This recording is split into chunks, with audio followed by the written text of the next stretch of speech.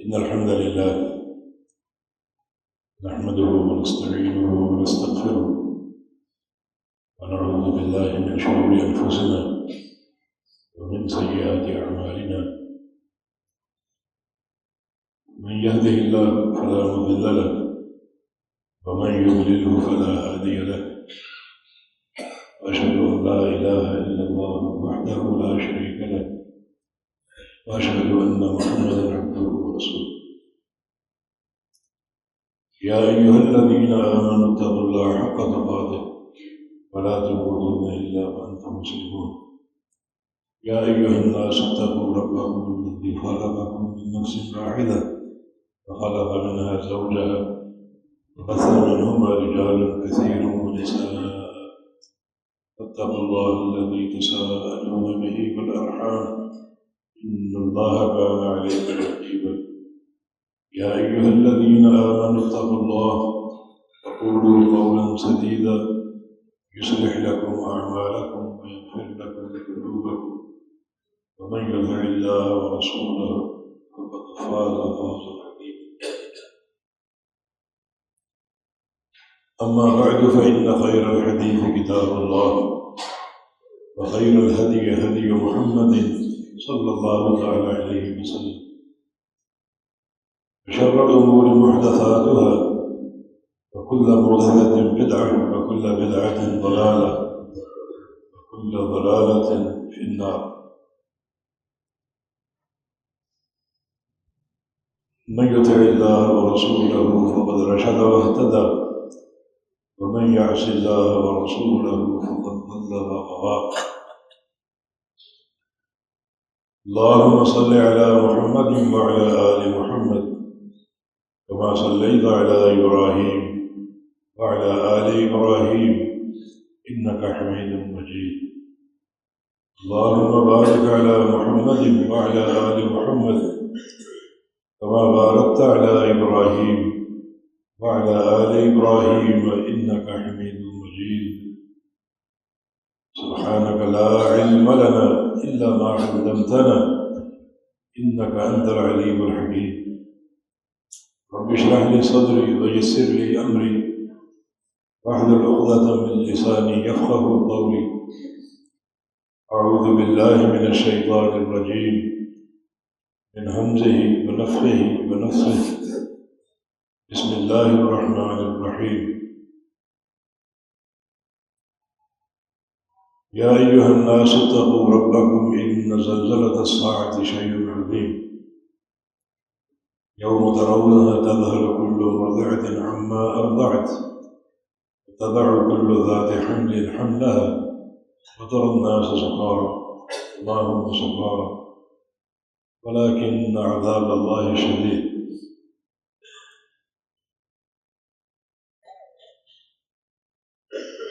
کفار قریش نبی علیہ السلام سے قیامت قائم کرنے کا مطالبہ کرتے تھے. مطالبہ اس بنا پر کرتے تھے کہ قیامت کا علم نبی علیہ السلام کے پاس نہیں ہے. علمها عند ربی، قیامت کا علم میرے رب کے پاس ہے. محض آپ کو زج کرنے کے لیے اور آپ صلی اللہ علیہ وسلم کو پریشان کر کے ایک حجت قائم کرنے کے لیے. کیونکہ جو اصل مسئلہ تھا، جو نقطہ اختلاف تھا، کفار قریش کا نبی اسلام پر ایمان نہ لانا اس بنا پر تھا کہ یہ قیامت کا ذکر کرتے ہیں. جو قبروں کے مردے ہیں،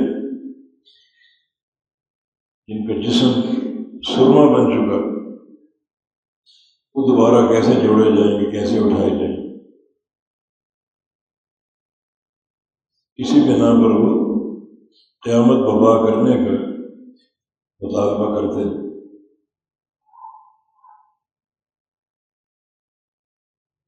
اور قیامت کا علم تو اللہ کے پاس، یہ غیب کی چابی ہے۔ کوئی شخص نہیں جانتا قیامت کب قائم ہو، اس کو غیب کی چابی اس لیے کہا گیا کہ قیامت کے بعد کے احوال کوئی بندہ کیسے جان سکتا جب چابی کا علم نہیں ہے۔ وہ تالا بند ہے تو اندر کیا ہے کون جانتا؟ کہ لوگوں کے دعوے، ہم قیامت کے دن یہ کر لیں گے اور وہ کر لیں گے، ایسا ہو جائے گا ویسا ہو جائے گا، سب جھوٹ۔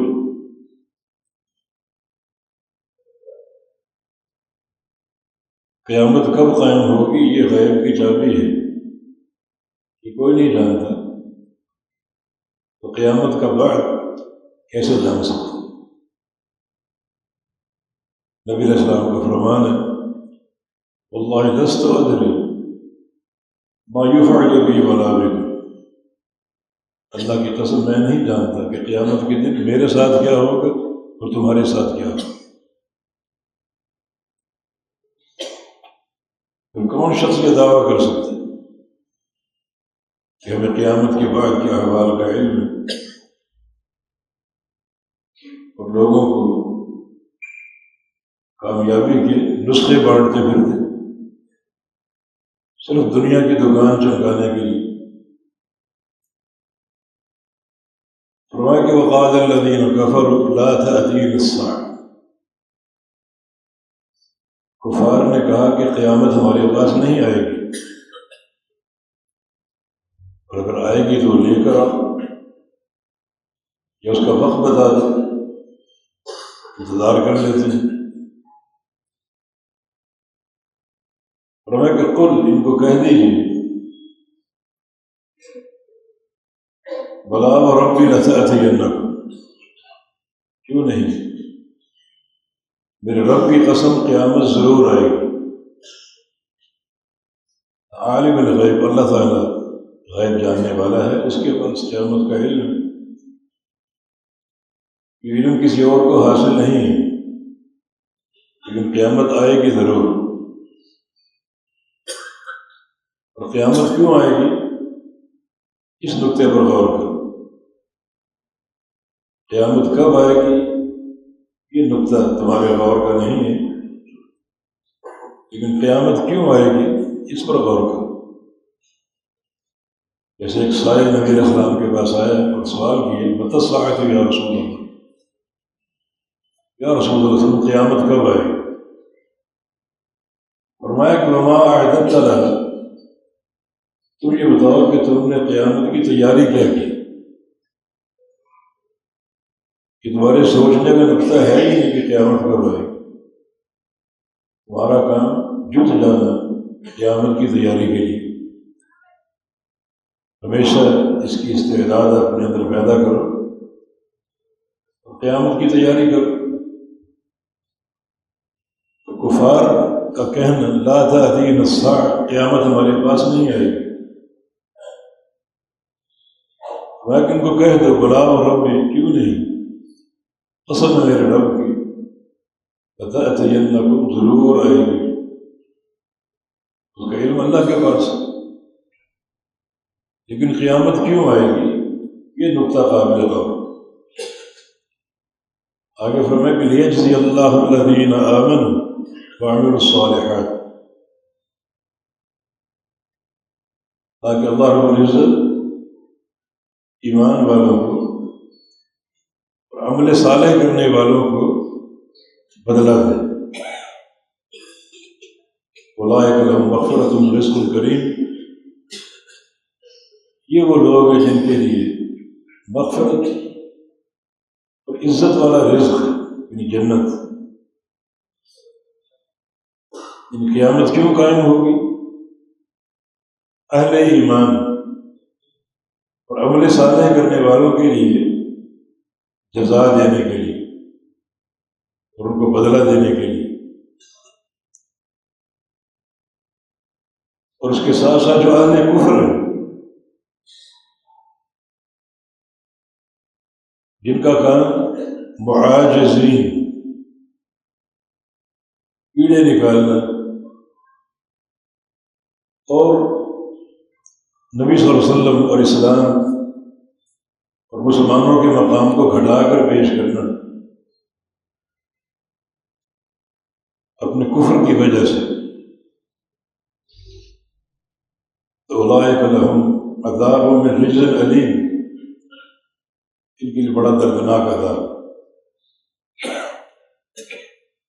مقصد کیا ہے؟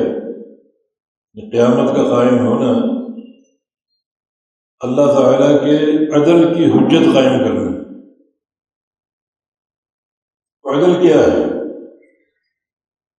اہل ایمان کو جنت کی صورت میں دائمی بدلہ عطا کرنا،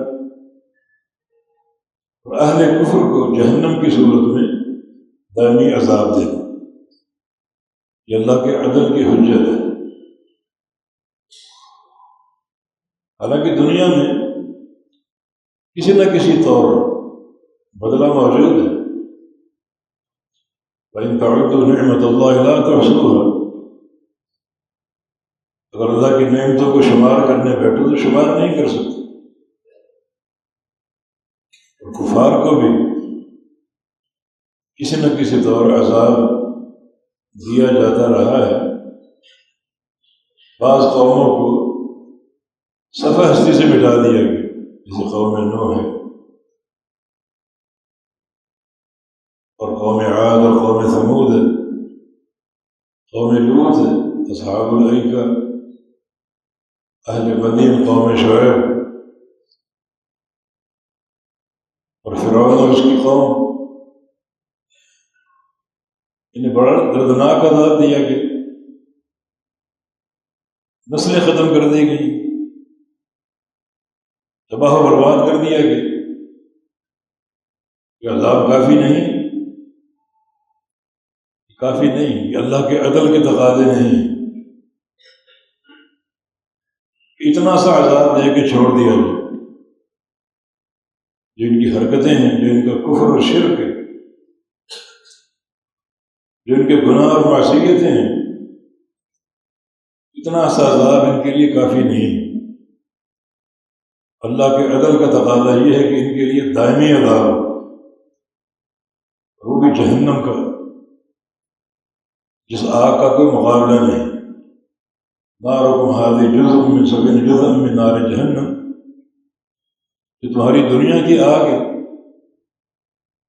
جہنم کی آگ سے 70 گنا زیادہ گرم ہے، جس کی شدت کا تو مقابلہ نہیں کر سکتے۔ یہ دائمی عذاب، یہ اس کا عدل ہے۔ جن کا کفر اور شرک ہے، جو ان کی حرکتیں ہیں، اتنا سا عذاب کافی نہیں کہ ان کو اور ان کی نسلوں کو صفحہ ہستی سے بٹھا دیا گیا، دردناک عذاب دیا گیا۔ بلکہ قیامت کا قائم ہونا اللہ تعالیٰ کے عدل کی حجت قائم کرنا، عدل کی تکمیل۔ اور جو مومن ہیں، نیک عمل کرنے والے، وہ ان کو دنیا میں نعمتیں حاصل تھی، میسر تھی، اللہ تعالیٰ نے بڑا نوازا ان کو۔ مگر جو ان کی توحید ہے، جو ان کا عقیدہ ہے، اس کا تقاضا یہ ہے کہ ان کو اور دیا جائے۔ دنیا کی 60 سالہ زندگی، 70 سالہ زندگی، اور ان کو نعمتوں سے مالا مال بھی کر دیا گیا۔ یہ اللہ تعالیٰ کے عدل کے متقاضی نہیں ہے۔ عدل یہ ہے کہ قیامت قائم ہو، اور عقیدہ توحید اتنا پیارا عقیدہ ہے، اور یہ ایمان اور عمل صالح، اس کی جزا جو ہے وہ دائمی جنت کی صورت میں ہمیشہ کی نعمتیں، خالدین فیہا، ہمیشہ رہیں گے، عطاء غیر مجذور، ایسی عطا ان کو میسر ہوگی جس میں کبھی ناغہ نہیں ہوگی، نہ کبھی کمی آئے گی، جو چاہیں گے ملے گا۔ یہ ان کے عقیدے کے اجر کا تقاضا ہے۔ دنیا میں ان کو دیا گیا، اور اتنا دیا کہ اس کو شمار نہیں کر سکتے، لیکن جو توحید کا عقیدہ، ایمان اور عمل صالح ہے، جس کا حسن اور خوبصورتی ہے، جو اس کے تقاضے ہیں، وہ یہ ہیں کہ قیامت قائم ہو اور ان کو دائمی نعمتوں سے مالا مال کر دیا جائے۔ حسن عقیدہ کا مرتبہ اور مقام ہمیشہ کی نعمت ہے۔ یجزی اللہ الذین آمنوا، قیامت کیوں قائم ہوگی؟ تاکہ اہل ایمان کو اللہ تعالیٰ جزا دے، بدلہ دے دائمی، ہمیشہ کا، وعملوا الصالحات، نیک عمل کرنے والے، اولئک لہم مغفرۃ ورزق کریم۔ خاص طور پہ دو نعمتیں، ایک مغفرت کی، یہ عقیدہ کی برکت ہے، اللہ اس عقیدے کی برکت سے، توحید کی برکت سے ان کے سارے گناہ معاف کر، بہت بڑی نعمت ہے یہ، گناہوں کی بخشش، بڑا غفور رحیم ہے۔ یا ابن آدم انک لو اتیتنی بقرابۃ خطایا ثم لقیتنی لا تشرک بی شیئا لاتیتک بقرابہ مغفرۃ وفضلا۔ آدم کے بیٹے، اگر تو زمین بھر کے گناہوں کی لے آئے لیکن تیری توحید میں خلل نہ ہو، تو نے شرک نہ کیا ہو، نہ ربوبیت میں، نہ الوہیت میں، اور نہ اسماء و صفات، نہ کسی کو میری ربوبیت میں شریک کیا ہو کہ فلاں مشکل کشا، فلاں حاجت روا، فلاں دستگیری کرنے والا، اور نہ میری الوہیت میں قبروں درباروں پر جانا، سجدے کرنا، طواف کرنا، چادریں چڑھانا، ایسا کوئی شرک نہ کیا ہو، اور نہ میرے ناموں اور صفات میں، اللہ تعالیٰ کے پیارے پیارے نام ہیں، پیاری پیاری صفات ہیں، اور اس کے افعال جو اسی کے لائق ہیں، کسی شے میں، نہ کسی نام میں، نہ کسی صفت میں، نہ کسی فعل میں کسی غیر کو شریک کیا ہو، اور باقی تو نے گناہ کر رکھے ہیں لیکن شرک کا ارتکاب نہیں کیا، پختہ توحید موجود ہے، ایک معرفت الادراک کے ساتھ، وَأَتَيْتُكَ بِقُرَابٍ مَغْفِرَةٍ وَفَضْلًا، جو زمین تو گناہوں کے بھر کے لایا تھا، اس زمین کو تیرے گناہوں سے دھو ڈالا اور اس کی جگہ مغفرت اور فضل کے خزانے بھر دوں، تجھے عطا کر دوں۔ یہ توحید ہے، مغفرت، بہت بڑا اجر اور صلہ ہے کہ اللہ گناہوں کو معافی کر دے، اور اس مغفرت کی اساس عقیدہ توحید، سچا توحید کا ادراک اور معرفت۔ مسلم احمد کی حدیث کے مطابق 99 گناہوں کے دفاتر کے قیامت کے دن پرخچے اڑا دے گا۔ معرفت موجود تھی، توحید کا فہم موجود تھا، اعتقاد و عمل اللہ کو پسند آ گیا، گناہوں کے 99 دفاتر بھرے پڑے ہیں، بندہ تھر تھر کام کرے، اور اس کو اس نیکی کا علم بھی نہیں تھا۔ اللہ اپنے عرش سے ایک پرچی نکالے گا، یہ میرے بندے کی نیکی میں نے محفوظ کر رکھی تھی، ذرا اس نیکی کو تولو اس کے 99 دفاتر کے ساتھ، تولا جائے گا۔ بندہ اب تک کام کرے، اگر این البطاقۃ من السجلات ہے، ایک چھوٹی سی پرچی ان دفاتر کا مقابلہ کیا کرے گا؟ بطاقہ آج کی لغت میں اس سم کو بولتے ہیں، موبائل فون کی سم، بطاقہ چھوٹی سی، ان 99 دفاتر کا کیا مقابلہ کرے گا؟ اللہ فرمائے گا اعمل وزن، میرے بندے جب اپنے وزن کو دیکھو، خود دیکھو، مشاہدہ کرو، ان عبدی کہنے میں ہی اس کی بخشش کا راستہ کھلے گا، میرے بندے۔ تو اللہ کسی کو میرا بندہ کہہ دے، بڑا ہی رحمت کا انداز کہ بندے کے لیے شرف کی بات ہے کہ اللہ تعالیٰ اسے اپنا بندہ کہہ دے۔ میرے بندے جاؤ تمہارا وزن ہو دیکھو، فرمایا کہ ثقلت البطاشۃ سجلہ، وہ چھوٹی سی پرچی بھاری پڑ جائے گی اور اس کے مقابلے میں 99 دفاتر ہلکے پڑ جائیں گے، اوپر کو اڑنے لگیں گے۔ اولئک لہم مغفرہ، یہ بڑی ٹھوس اور قوی بنیاد ہے جو بندے قیامت کے دن اپنی ہلاکت کو یقینی قرار دے رہے ہوں گے، مگر ان کی توحید اور ان کی معرفت، ان کا ادراک ان کی بخشش کا ذریعہ بن جائے گا۔ تو قیامت کیوں قائم ہوگی؟ ایسے بندوں کے لیے اللہ کے عدل کی حجت قائم کرنے کے لیے، جنہوں توحید کو سمجھا، عقیدے کو پہچانا، ان کے قلوب و اذہان نور توحید سے منور ہو گئے۔ دنیا میں کوئی نہیں جانتا تھا کیا ان کا بنے گا، لوگ تو سمجھتے ہوں گے 99 گناہوں کے دفاتر، اتنا بڑا گناہ گار کیا بنے گا اس کا؟ اللہ قیامت قائم کرے گا اور ایسے بندوں کے لیے اپنے عدل کی حجت قائم کرے گا۔ جو ان کا عقیدہ تھا، جو توحید کا فہم تھا، اس فہم کو دیکھ لو، اس کے اثرات دیکھ لو، اس کے نتائج دیکھ لو۔ ایک اس کی توحید کی معرفت 99 رجسٹروں کا صفایا کر دے گا، سب ختم۔ یہ اللہ کا عدل ہے کہ میرے بندے نے جو توحید کو سمجھا، اپنایا، اختیار کیا، اس توحید کے تعلق سے اس کے عدل کا مظاہرہ علی مشہد الخلائق کے الفاظ ہیں۔ یہ جو پرچی والا بندہ ہے، اس کا حساب پوری دنیا کے سامنے، پوری خلائق کے سامنے ہو، پوری خلائق متوجہ، سارے اولین و آخرین متوجہ دیکھ رہے اس بندے کا معاملہ، اس کا پریشان ہونا، اس کا تھر تھر کانپنا، اپنی ناکامی کا یقین کر لینا، یکدم ایک پرچی کا بھاری پڑ جانا اتنے کثیر مقدار کے گناہوں پر۔ اللہ نے یہ حجت قائم کرنی، اس لیے قیامت قائم ہوگی۔ اللہ بتائے گا پوری خلائق کو کیا قیمت ہے توحید کی، اور کیا قیمت ہے، کیا وزن ہے توحید کا۔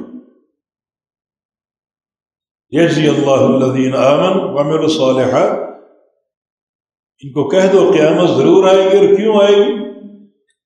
تاکہ اللہ تعالیٰ جزا دے اہل ایمان کو، موحدین کو، بتائے دنیا کو توحید کی قیمت کیا اور توحید کا وزن کیا ہے،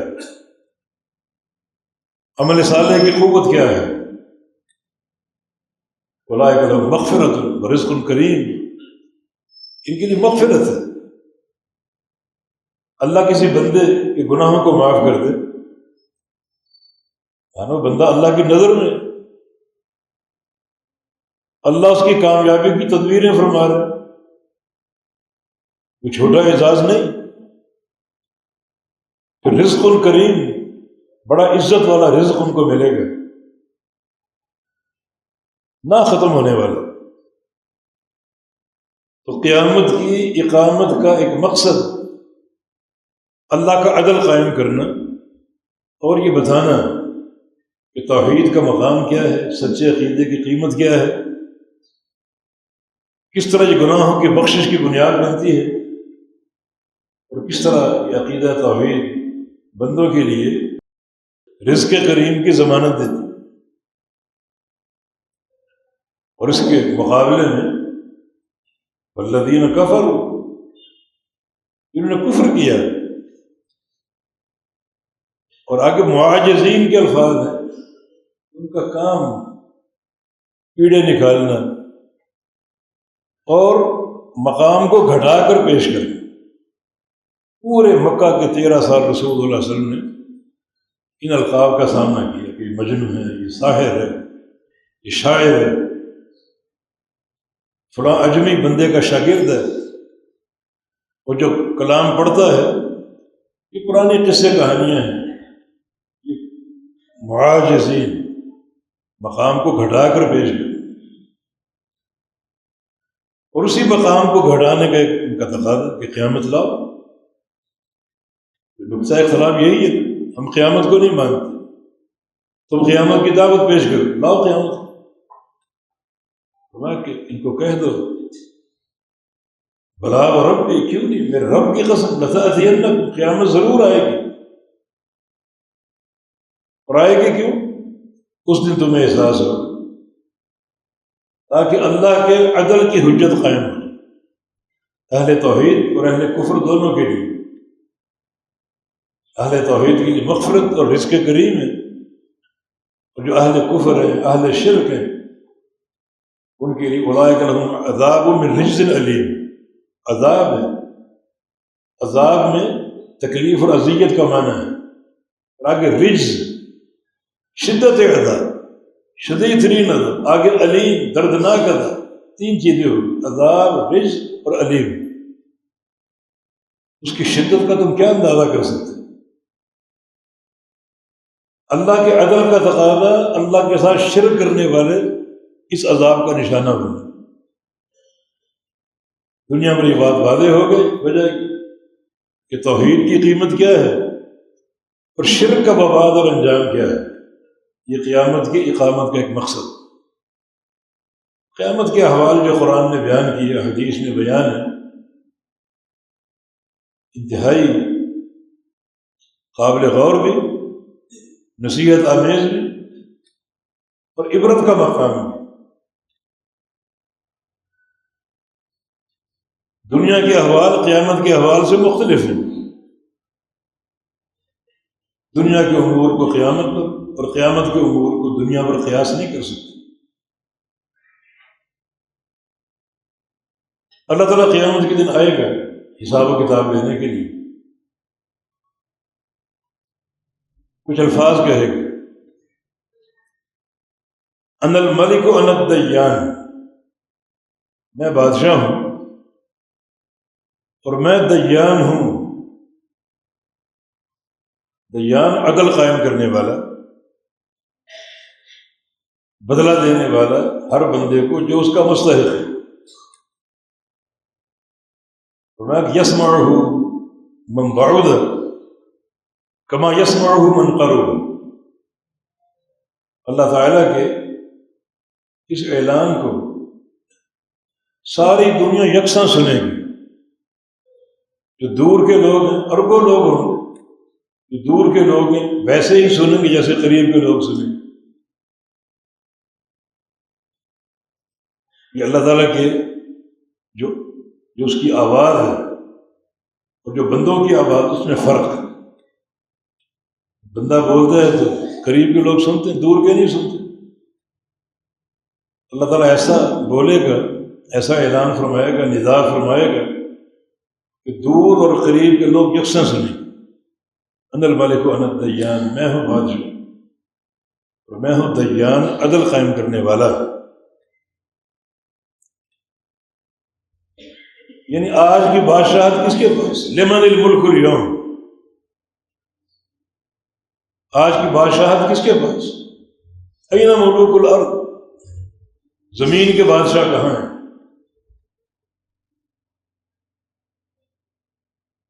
آج وہ بادشاہ کہاں ہیں؟ وہ بادشاہ کوئی الگ سے اسٹیج پر نہیں بیٹھے ہوں گے، اپنی رعیت کے بیچ میں کھڑے ہوں گے پوری ذلت اور مسکنت کے ساتھ۔ کہاں ہے زمین کے بادشاہ؟ میں بادشاہ ہوں۔ مانا زمین میں بادشاہت تھی، آج بادشاہ صرف میرے پاس۔ اللہ تعالیٰ زمین کا بادشاہ بھی تھا، دنیا کا بادشاہ بھی ہے، آخرت کا بادشاہ بھی ہے، مگر آج کی بادشاہت میرے پاس ہے۔ اور آج وہی لوگ کامیاب ہوں گے جو دنیا کی بادشاہت کو سمجھتے تھے۔ دنیا کا بادشاہ بھی میں ہوں، قیامت کا بادشاہ بھی میں ہوں۔ دنیا کا بادشاہ ہونے کا معنی یہ کہ اس کی بادشاہت کے تعلق سے دو چیزوں کو قبول کر لو اور جھک جاؤ۔ اللہ تعالیٰ کی بادشاہت جو ہے اس کا تقاضا ہے کہ حکم اسی کا ہے، کسی اور کا نہیں ہے۔ حکم کی دو قسمیں، ایک حکم قدری، دوسرا حکم شرعی۔ تقدیر کا حکم بھی اللہ کے پاس ہے، کسی اور کے پاس نہیں ہے۔ اللہ نے حکم لکھ دیا ہے، جف القلم ما هو کائن، جو کچھ ہونے والا ہے مستقبل میں سب کچھ لکھ کر قلم خشک ہو چکی۔ ان ربک فرغ من العباد، تیرا رب بندوں کے فیصلے سے فارغ ہو چکے، لکھ چکے۔ یہ تقدیر کا معاملہ، لوح محفوظ کا معاملہ، بندہ اس پر ایمان لائے، یہ اللہ کے ہاتھ میں۔ کوئی شاعر اگر کہے نبی علیہ السلام کو مخاطب کر کے لوح بھی تو اور قلم بھی تو، اس کی بکواس محض۔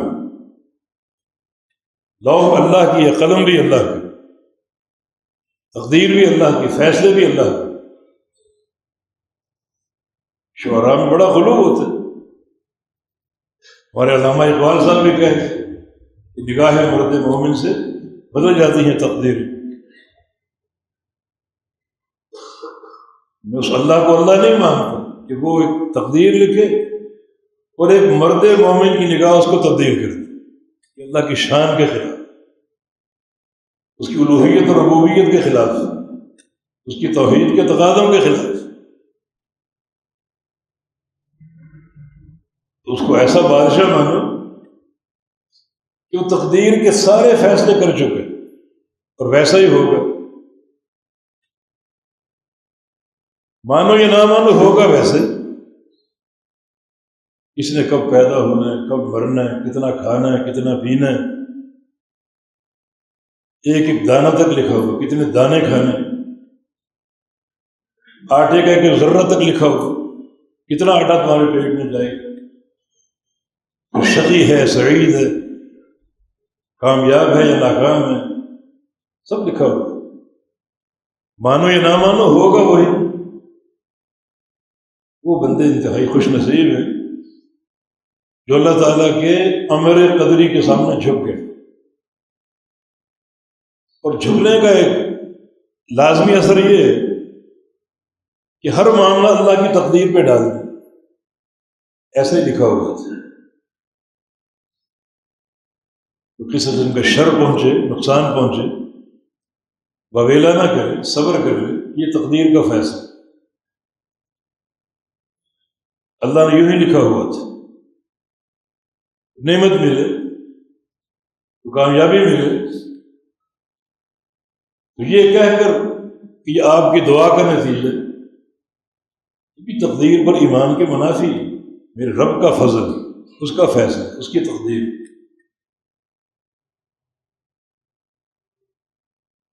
اللہ تعالیٰ کی بادشاہت، اس پر جھک جانا، اسی کے فیصلے، کوئی نافذ ہوں، کوئی دنیا کی طاقت اس کے فیصلے کا تعاقب نہیں کر سکتی، رد نہیں کر سکتی، ہر حال میں وہ نافذ ہے۔ یہ ماننا پڑے گا، قبول کرو یا نہ کرو۔ سارے بندے، ساری مخلوقات تقدیر کے فیصلے کے سامنے بے بس۔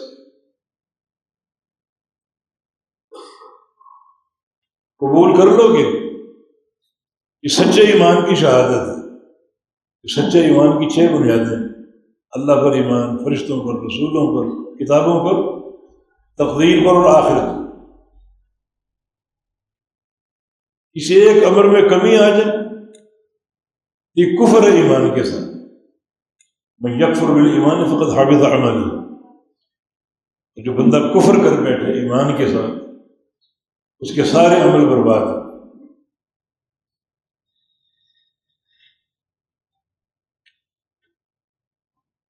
حکم کی دوسری قسم حکم شرعی، جہاں لوگوں میں جرأت آ گئی۔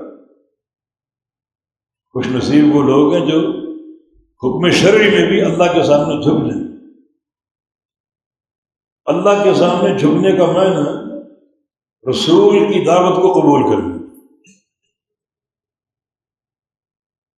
حکم شرعی۔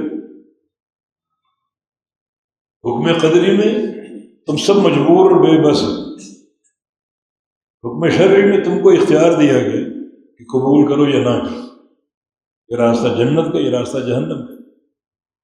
اِنَّا هَدَيْنَاهُ السَّبِيلَ إِمَّا شَاكِرًا وَإِمَّا كَفُورًا، راستہ ہم نے دکھا دیا، انبیاء کی دعوت کے ذریعے حجت قائم کر دی، تو چاہے تو جنت کا راستہ اپنا لو، چاہے جہنم کا راستہ۔ انسانوں کو آزادی دی گئی، حریت دی گئی، حالانکہ دنیا میں بادشاہت اللہ کی، مگر یہاں آزادی دی گئی، جس راہ کو چاہو منتخب کرو۔ لیکن یہ بات معلوم ہے، بندہ جو راہ منتخب کرے گا وہ اللہ کی مشیت سے ہٹ کر نہیں ہوگا۔ یہ تقدیر کے مسئلے کی پیچیدگی،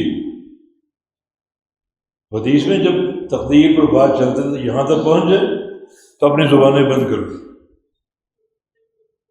تقدیر اللہ کا علم ہے، اللہ کا راز ہے، یہ راز نہ کسی نبی کو معلوم ہے نہ کسی فرشتے کو معلوم ہے۔ یہاں خاموش ہو جائے، دعوت واضح کر دی گئی، جنت جہنم کا راستہ کھول کے بتا دیا گیا، تمہیں آزادی دے دی گئی، یہ تمہارا امتحان ہے، کس راہ کو منتخب کرتے ہو۔ مگر جس راہ کو منتخب کرو گے وہ اللہ کی مشیت سے ہٹ کر نہیں، یہ سمجھ لو کہ دنیا اللہ کا وہ کارخانہ ہے جس میں اس کی مشیت کے بغیر کچھ نہیں ہو رہا، ہر چیز اس کی مشیت کے تحت۔ کیوں کا سوال نہیں، مثلا کسی بندے کے بارے میں اللہ کی مشیت یہ ہو کہ یہ جہنم میں جائے گا، یہ جہنم میں جانا چاہیے اس کو، اور کسی بندے کے بارے میں مشیت ہو کہ یہ جنت ہی، یہاں کیوں کا سوال کوئی نہیں کر سکتا، بس یہ اللہ کا راز، بس ہو سکتا ہے قیامت کے لیے راز کھل جائے، اللہ خود کھول دے، تو دنیا میں کوئی نہیں جانتا۔ دنیا میں کرنے کا کام یہ کہ جو اللہ کا حکم شرعی ہے اس کے آگے جھک جاؤ۔ حکم شرعی کے مقابلے میں اگر اپنی رائے پیش کرو گے، بزرگوں کی باتیں پیش کرو گے، باپ دادا کی باتیں پیش کرو گے، یہ جرم صرف انسان کے اندر ہی ہے، بس باقی مخلوقات میں نہیں۔ اتنی جسارت انسان ہی کر سکتا، بجائے حکم شرعی کے آگے گردن جھکانے کے حکم شرعی کا مقابلہ کرتے، یہ مقابلہ بربادی ہے۔ جھک جاؤ اللہ کے امر کے سامنے۔ یہی دعوت نوح علیہ السلام کے اپنے بیٹے کو تھی، یا بنی ارکب معنا، میرے بیٹے یہ اللہ کی وحی کا فیصلہ تجھ تک پہنچا رہا ہوں، ہمارے ساتھ سوار ہو جاؤ۔ آج کی نجات کشتی میں سوار ہونے والوں کے لیے، اللہ کے فرمان کے مقابلے میں اپنی عقل کو پیش نہ کرو۔ بیٹے نے عقل کو پیش کر دی، سابیلا جبل، وہ پہاڑ دیکھ، چوٹی پہاڑ، کبھی وہاں تک پانی گیا، پہاڑ پہ چڑھ جاؤں گا، بچ جاؤں گا، پانی مجھ تک پہنچ ہی نہیں سکتا۔ یہ ایک مثال ہے، بڑی مضبوط مثال، وحی الہی کے مقابلے میں عقل کا استعمال، اپنی رائے کا استعمال۔ نوح علیہ السلام کا فرمان اللہ کی وحی کا مرقع تھا، اور بیٹے کی بات وحی کے مقابلے میں رائے عقل۔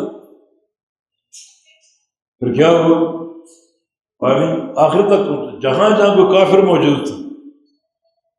ایک خاتون کا ذکر، وہ اس کے گھر کی 2 منزل 2 چھتیں تھیں، اس نے کہا اوپر کی چھت پہ پانی آئے گا کبھی؟ پانی آہستہ آہستہ پہنچ گیا، چھت سے بولا کہ ایک پہاڑ تھا، اس پہ چڑھ گئی، پہاڑ تھا بہت ہی اونچے، یہاں پانی کی رسائی ہے ہی نہیں، پانی وہاں بھی پہنچ گیا۔ پہاڑ کی چوٹی پر ایک درخت تھا بہت اونچا، اس پہ چڑھ گئی، پانی وہاں بھی پہنچ گیا۔ گود میں بچہ تھا، بچے کو اٹھا لیا اس طرح، میرا بچہ بچ جائے۔ بڑا ترحم آمیز منظر ہے، لیکن آج ہر چیز اللہ کی حجت کے مطابق، دلیل کے مطابق۔ آج کی نجات ان کے لیے جو کشتی میں سوار ہو، بس ان میں جانور بھی تھے طرح طرح کے، سارے جوڑے سوار ہو، نبی زیادہ سوار نہیں ہو، تعویل کے راستے کھول دی، عقل کا استعمال کیا۔ بھائی سعادت کا راستہ یہ ہے جو اللہ کا امر شرع اس کے سامنے جھک جائے، بس امر قدری کو بھی قبول کرو، امر شرعی کو بھی قبول کرو۔ اب لمن الملک اليوم، جو قیامت کا اعلان ہے، آج بادشاہت کس کی ہے؟ اب خود ہی فیصلہ کر لو کون کامیاب ہو، اس بادشاہت کو ماننے والا کون؟ یہ قبول کرنے والا ہی کامیاب ہے۔ بس قیامت کی اور دنیا کی بادشاہت کا فرق یہ ہے کہ دنیا میں اللہ بادشاہ ہے مگر ایک ابتلاء کے طور پر آپ کو اختیار دے رکھے، چاہو چلو، جو راستہ چاہے منتخب کر لو، نولی ما تولی، جس راہ پر چلو گے ہم اور راستہ کھول دیں گے، کہاں تک چلتے، ڈھیل تک دے دیں گے۔ دنیا میں اختیار، قیامت کے دن کوئی اختیار نہیں، والامر یومئذ للہ، سارا امر اللہ کے پاس۔ پھر اللہ قیامت کا ایسا بادشاہ ہے، ایسا امر اس کے ہاتھ ہوگا کہ اپنی مرضی سے کوئی قدم نہیں ہلا سکے، ایک قدم۔ نبی علیہ السلام کی ایک دعا تہجد کی دعاؤں میں سے، اللہم انی اعوذ بک من ضیق المقام یوم القیامہ، یا اللہ تیری پناہ میں آتا ہوں کہ قیامت کے دن میری کھڑے ہونے کی جگہ تنگ ہو، میری جگہ تنگ نہ ہو، کچھ ہل جل سکوں۔ نبی کی دعا ہے۔ ہلنا جلنا اللہ کے امر سے ہوگا، اللہ کے امر کے بغیر کوئی ہل جل نہیں سکے۔ بخاری کی حدیث کئی بار آپ نے سنی، جو بندہ سب سے آخر میں جہنم سے نکالا جائے گا اور اس کو جہنم کے قریب کھڑا کر دیا جائے گا، جہنم میں جل جل کے کوئلہ ہو چکا ہوگا، آہستہ آہستہ اگے گا، بڑھے گا، پورا بندہ تیار ہو گیا، اپنے آپ کو پورے میدان معاشر کا سب سے خوش نصیب انسان سمجھے گا، جہنم سے نکل گئی۔ اللہ تعالیٰ سے ایک عرض کرے گا، رب اصرف وجہی عن النار، یا اللہ تو نے مجھے جہنم سے نکال دی، ایک احسان اور کر دے، بس میرا چہرہ گھما دے۔ چہرہ بھی نہیں گھما سکے، ایسا اللہ کا امر، بس چہرہ گھما دے، وہ نہیں جانتا پیچھے کیا ہے۔ اللہ تعالیٰ اس کو رخ پھیر دے گا، اب اس کو جنت نظر آ رہی، اور طویل حدیث، وعزتک لا اسألک غیرہا، بس چہرہ گھما دے، تیری عزت کی قسم اور کچھ نہیں مانگوں، یہ ایک سوال ہے، بس چہرہ گھما دے۔ یہ جہنم کی آگ جو ہے، شعلے اور ہوائیں میرے چہرے کو جھلسا رہی، جب جہنم سے نکال دیا تو یہ درخواست قبول کر لے، چہرہ گھما دے میرے طرف سے۔ اس سے کیا ثابت ہو؟ ایسی اللہ کی بادشاہت قائم ہے، اپنے اختیار اور مرضی سے کوئی چہرہ تک نہیں گھما سکے۔ دنیا میں آپ کو ڈھیل دے دی گئی، جو چاہو کرو، جس راہ پر چاہو چلو۔ بہت تھوڑے لوگ جو اللہ کے امر شرعی کی قیمت کو پہچانتے ہیں، وہ کہاں چلتے ہیں؟ جہاں اللہ چاہتا ہے، کہاں رکتے ہیں؟ جہاں اللہ چاہتا ہے۔ امر شرعی کے آگے جھک گئے، اس کے مقابلے میں کوئی رائے نہیں، کوئی عقل نہیں، کوئی قیاس نہیں، بزرگوں کی باتیں نہیں، بس اللہ کے امر پر جھک گئے۔ وہ اللہ کا امر کیا ہے؟ جس کے ترجمان محمد رسول اللہ صلی اللہ علیہ وسلم، اور اللہ کے نبی فرمایا کہ ترکت فیکم امرین لن تضلوا ما تمسکتم بہما، دنیا سے جا رہا ہوں تمہیں خالی ہاتھ چھوڑ کر نہیں جا رہا، مالا مال کر کے جا رہا ہوں، دو چیزیں، دو خزانے دے کر جا رہا ہوں، کتاب اللہ و سنت، قرآن اور میری حدیث۔ جب تک انہیں تھامے رہو گے گمراہ نہیں ہوگے، اور اگر تمسک یہاں ڈھیلا پڑ گیا تو گمراہی کے راستے کھل جائیں۔ تو بھی فرمایا کہ تمسکوا بہا وعضوا علیہا بالنواجذ، اس کو مضبوطی سے پکڑ لو، ہاتھوں سے نہیں، اپنی داڑھوں کی گرفت میں لے لو، ہاتھوں کی بجائے داڑھوں کی گرفت زیادہ مضبوط ہوتی، اتنا مضبوطی سے تھامو۔ یہ اللہ کے امر شرعی کے سامنے خضوع اور جھکنا، جو بندے اس امر کو قبول کر لیتے ہیں اور اللہ کے امر کے مقابلے میں کوئی نہ عقل، نہ قیاس، نہ رائے، نہ بڑوں کی باتیں، نہ چھوٹوں کی باتیں، نہ کسی پیر کا قول، نہ کسی امام کا قول، پوری طرح مضبوطی سے تھام لیتے ہیں، وہ حقیقت میں جو قیامت کی روز اللہ کی بادشاہت ہے، اس بادشاہت کو سمجھیں گے، اس سے فائدہ اٹھائیں گے۔ تو آج کا دن جو ہے پوری اللہ کی بادشاہت قائم، تو مرضی سے ہل نہیں سکے گا، چہرہ تک نہیں پھیر سکے گا۔ تو جو اللہ کی بادشاہت قیامت کی اور جو دنیا کی بادشاہت مختلف ہے، دونوں جہانوں کا بادشاہ وہی ہے، مگر دنیا کی بادشاہت میں اللہ تعالیٰ نے اختیار دے رکھے، اور یہ ایک بہت بڑا امتحان۔ یبلوکم ایکم احسن عملا، دنیا میں تمہیں زندگی دی، راستہ بتا دیا، اب موت آئے گی اور قیامت آئے گی، کیوں آئے گی؟ اللہ کے عدل کی حجت قائم کرنے کے لیے، جن نے توحید کو سمجھا، توحید کو قبول کیا، اس کی حاکمیت کو مانا، اس کی بادشاہت کو مانا، اس کے ہر فرمان کے آگے جھک گئے، انہیں پھر قیامت کے دن جو صلہ ملے گا بڑا عظیم الشان ہے۔ دنیا کے چھوٹے چھوٹے انعام وہ صلہ نہیں، ان کا صلہ دائمی جنت ہے، ہمیشہ کی جنت ہے۔ یہ عقیدہ صالح، عقیدہ طیبہ کا اجر و جزا ہے، اور مقابلے میں اہل شرک، اہل بدع، اللہ کے عدل کی حجت قائم کرنے کا تقاضا یہ ہے کہ ان کو دائمی عذاب میں جھونکا جائے۔ وہ دنیا میں کسی کو غرق کیا گیا، اور کسی کو آسمان سے نیچے پٹخ دیا گیا، اور کسی کو تیز ہواؤں سے ہلاک کر دیا گیا، کسی کو دریا برد کر دیا گیا، کسی کو پتھر مار مار کے ختم کر دیا گیا۔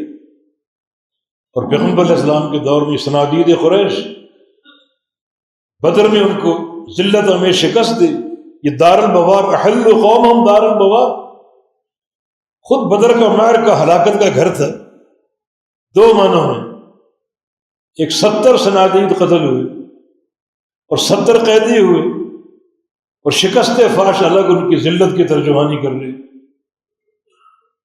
اس سے بڑی بربادی ہو سکتی؟ بڑے بڑے سردار، نخوت والے قریش، جن کے خاندان کا توتی بولتا تھا، کتنا ذلیل ہو کر بھاگے۔ یہ عذاب ہے دنیا کا، اتنا کافی نہیں ہے۔ تمہارا یہ شرک، یہ حرکتیں، یہ کفر، اصل اللہ کی حجت یہ ہے کہ ان کا دائمی عذاب تمہیں دیا جائے، اس لیے قیامت قائم ہو۔ اہل توحید کے لیے مستقل نجات کا راستہ، اہل شرک و اہل کفر کے لیے مستقل بربادی کا راستہ، تب اس کے عدل کی حجت قائم ہوئی۔ تو یہ قیامت کے جو قائم ہونے کے مقاصد، ان میں سے ایک مقصد اللہ تعالیٰ مالک یوم الدین ہے، روز جزا کا مالک ہے۔ لمن الملک اليوم والامر یومئذ للہ، اللہ کے ہاتھ میں سارا امر ہے، یہ اس امر کے تقاضے۔ ان امور کو پڑھو اور کم از کم دو چیزیں جان لو۔ حقیقت توحید کیا ہے؟ اور توحید کا خوبصورت انجام کیا ہے، حقیقت شرک کیا ہے، اور شرک کا وبال، شرک کا مہلک، شرک کی بربادی کیا ہے۔ یہ نصوص سارے ہدایت اور غور و فکر کے لیے۔ اسی مقصد کو اگر ہم سمجھ لیں کہ قیامت کیوں قائم ہوگی، اسی مقصد کو جان لیں۔ کفار کا مطالبہ تو استہزاء پر قائم تھا، وہ جانتے تھے کہ نبی بار بار بیان کر چکا کہ اس کا علم اللہ کے پاس، بحث زش کرنے کے لیے قیامت لے آؤ، قیامت لے آؤ، ابھی فیصلہ ہو جاتا۔ قیامت ضرور آئے گی، اور کیوں آئے گی یہ بھی سن لو۔ اہل توحید کو دائمی اجر دینے کے لیے، اور اہل شرک کو دائمی عذاب میں جھونک دینے کے لیے۔ اب آخری بات، اس کے تقاضے پر غور کرنا، تقاضا یہی ہے کہ ہم جڑ جائیں عقیدہ توحید کے ساتھ، ایک مکمل فہم کے ساتھ، ادراک کے ساتھ، پوری بصیرت اور یقین کے ساتھ جڑ جائیں، مضبوطی سے اپنا لے اور اختیار کریں۔ شرک سے بیداری ہو، اہل شرک سے بیداری ہو، توحید کی محبت ہو، اہل توحید کی محبت ہو، الولاء والبراء کی سطح پر اس عقیدے کے تقاضے کا تعین ہو جائے۔ یہ قیامت کے اللہ نے یہ فیصلے صادر فرما کر ہماری ہدایت کا ایک پروگرام پیش کر دیا۔ اخروی معاملے پر غور کر لو، اخروی انجام میں دائمی نعمتیں کس کے لیے ہیں اور دائمی عذاب کس کے لیے، اس کے تقاضے پر غور کر، اس کو قبول کر لو۔ تو اللہ تعالیٰ ہمارے قلوب کو نور توحید سے منور فرما دے۔ اللہ تعالیٰ ہمیں سچے عقیدے پر قائم رکھے، شرک سے بچائے، اہل شرک سے بچائے، بدعت کی نفرت اللہ دل میں ڈال دے، اہل بدعت کی نفرت دل میں ڈال دے۔ ہماری محبتوں کا علائق کا محور مرکز توحید ہو اور اہل توحید ہو۔ اقول قولی ھذا واستغفر اللہ لی ولکم، آخر دعوانا الحمد للہ رب العالمین۔